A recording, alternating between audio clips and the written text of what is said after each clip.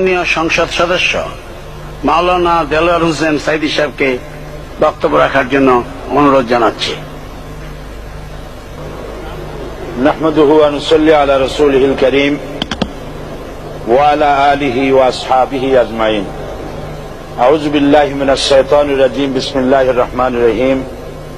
মাননীয় স্পিকার, আপনি এই মহান সংসদের স্পিকার হিসেবে নির্বাচিত হয় আমরা জাতীয় সংসদের পক্ষ থেকে আপনাকে অন্তরের অন্তঃস্থল থেকে মোবারকবাদ জানাচ্ছি।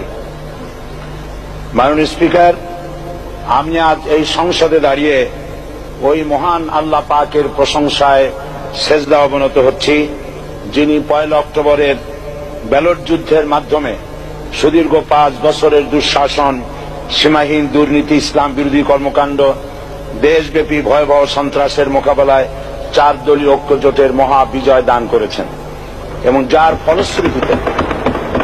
যার ফলশ্রুতিতে আজকে আমরা এই মহান সংসদে দাঁড়িয়ে কথা বলার সুযোগ লাভ করেছি।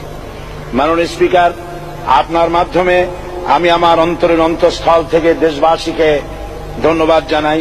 বিশেষ করে আমার নির্বাচনী এলাকা পিরোজপুর, নাজিরপুর, ইন্দুরকানীবাসী ভাই বোনদের প্রতি কৃতজ্ঞতা জানাই, যাদের অক্লান্ত পরিশ্রমে এবং মূল্যবান ভোটের মাধ্যমে আমি নির্বাচিত এই মহান সংসদের সদস্য হওয়ার সুযোগ লাভ করেছি। মাননীয় স্পিকার, বাংলাদেশের 13 কোটি মানুষকে যারা পরিচালনা করবেন, আজকে তারাই এই মহান সংসদে বসে আছেন। আমি আপনার মাধ্যমে তাদের উদ্দেশ্যে কিছু কথা বলতে চাই।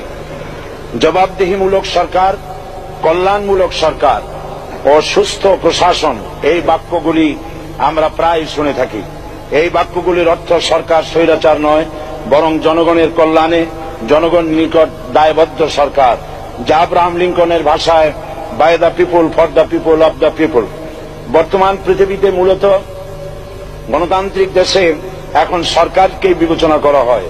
এরূপ সরকারের জনগণের সার্বভৌম ক্ষমতার উৎস হিসাবে বিবেচনা করা হয়, অর্থাৎ সংখ্যাগরিষ্ঠ প্রতিনিধিদের প্রণীত আইনই হল আইন এবং নির্বাচিত হবার পর সরকার হয়ে পড়েন সমগ্র জনগণের, আর বিরোধী দল হয় ছায়া সরকার। মাননীয় স্পিকার, সরকারকে সঠিক পথে পরিচালনার জন্য বিরোধী দলকে অপরিহার্য বিবেচনা করা হয়। বর্তমান গণতান্ত্রিক চেতনা বেশি পুরনো নয়, মানুষ মূলত রাজতান্ত্রিক স্বৈর শাসনের সাথেই বেশি পরিচিত। বস্তুত বর্তমান পৃথিবীতে গণতান্ত্রিক শাসন ব্যবস্থায় জবাবদিহিমূলক, কল্যাণমূলক, স্বচ্ছ প্রশাসনের যে কথাবার্তা আমরা শুনতে পাই, এর প্রথম উপস্থাপক হলেন বিশ্বনবী হযরত মুহাম্মদ রাসূলুল্লাহ সাল্লাল্লাহু আলাইহি ওয়াসাল্লাম। বর্তমান গণতান্ত্রিক ব্যবস্থাপনার সাথে ইসলামের মূল পার্থক্য হল সার্বভৌমত্বের ধারণা নিয়ে। ইসলামের দৃষ্টিতে সার্বভৌমত্বের মালিক জনগণ নয়, মালিক হলেন আল্লাহ রাব্বুল আলামিন।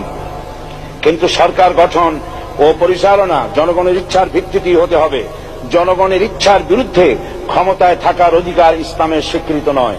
মাননীয় স্পিকার, সাধারণত লক্ষ্য করা যায় সরকার, সরকারি কর্মকর্তা ও কর্মচারী বৃন্দ জনগণের উপর নানাভাবে জুলুম, নির্যাতন বা শোষণ করে থাকে।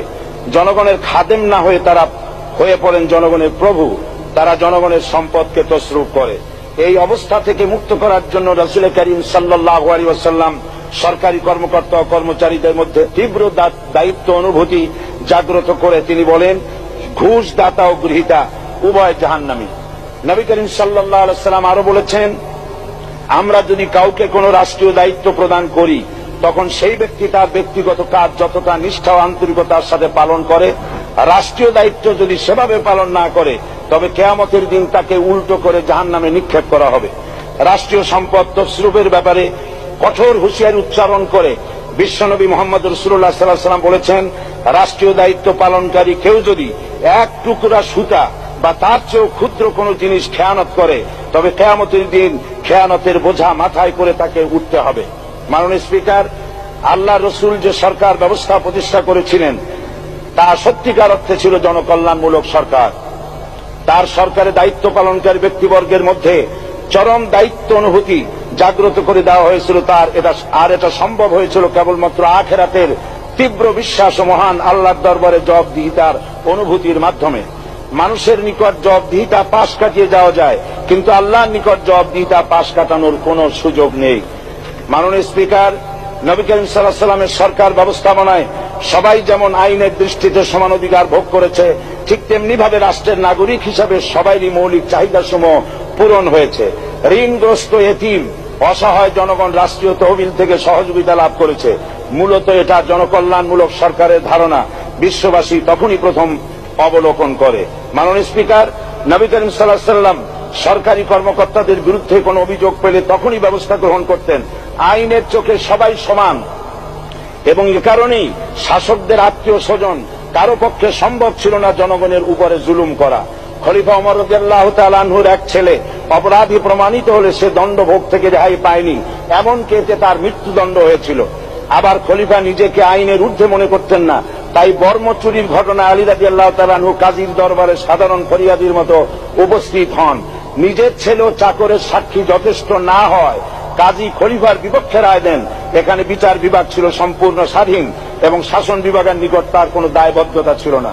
মাননীয় স্পিকার, এসব হলো ইতিহাস। মুসলমান আজ অনুসরণ করতে চায় না তাদের অতীতের গৌরবোজ্জ্বল। মাননীয় স্পিকার, যে জাতির এক পূর্বসূরি মাথায় আটার বোঝা বহন করে নিয়ে চললেন আর বলে গেলেন মানুষ কেন, ফোরাতের কূলে যদি একটি কুকুরও না খেয়ে মারা যায় তবে এই ওমর রাদিয়াল্লাহু তাআলা আনহুকে কিয়ামতের দিন আল্লাহর দরবারে জবাবদিহি করতে হবে।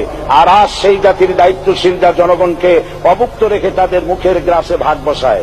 জনগণ তাদের নিকট উপস্থিত হলে মনে হয় যেন গোলাম প্রভুর দরবারে উপস্থিত হয়েছে, আর অহেতুক উৎকোচ দাবি করে তাদের উপর জুলুম করছে। আর আল্লাহ পাক জালিমকে কখনোই পছন্দ করেন না। মাননীয় স্পিকার, আমি দৃঢ়ভাবে আশা করি এই অবস্থা কাটিয়ে উঠে আমরা রাসূল করিম সাল্লাল্লাহু আলাইহি ওয়াসাল্লাম কর্তৃক প্রদর্শিত রাষ্ট্র ব্যবস্থার অনুসরণ করে একটি সুখী সে তাই আজ পৃথিবীর অধি আগ্রহে অপেক্ষা করছে ইসলামের আলোকে এমন এক রাষ্ট্র ব্যবস্থা যেখানে দায়িত্বশীলরা আল্লাহ তাআলার কাছে জবাবদিহিতার পাশাপাশি জনগণ নিকটও জবাবদিহি করতে বাধ্য হবে। মাননীয় স্পিকার, অনেক ত্যাগ ও তিতিক্ষার রক্তের বিনিময়ে গড়ে উঠেছে আমাদের গণতান্ত্রিক প্রতিষ্ঠান এই জাতীয় সংসদ। এই সংসদের সম্মান রক্ষা করার দায়িত্ব আমাদের সবার। গণতান্ত্রিক চর্চা গণতন্ত্র প্রতিষ্ঠার স্বার্থে আমি আজ প্রধান বিরোধী দল আওয়ামী লীগকে সকল হিংসা বিদ্বেষ ও পরাজয়ের গ্লানি ভুলে গিয়ে সংসদে যোগদানের উদাত্ত আহ্বান জানাচ্ছি। পরিশেষে আমি আপনার মতো সর্বজনশ্রদ্ধ একজন মার্জিত ও সুশিক্ষিত ব্যক্তিকে এই মহান সংসদের স্পিকার হিসাবে লাভ করে আমরা আনন্দিত হয়েছি।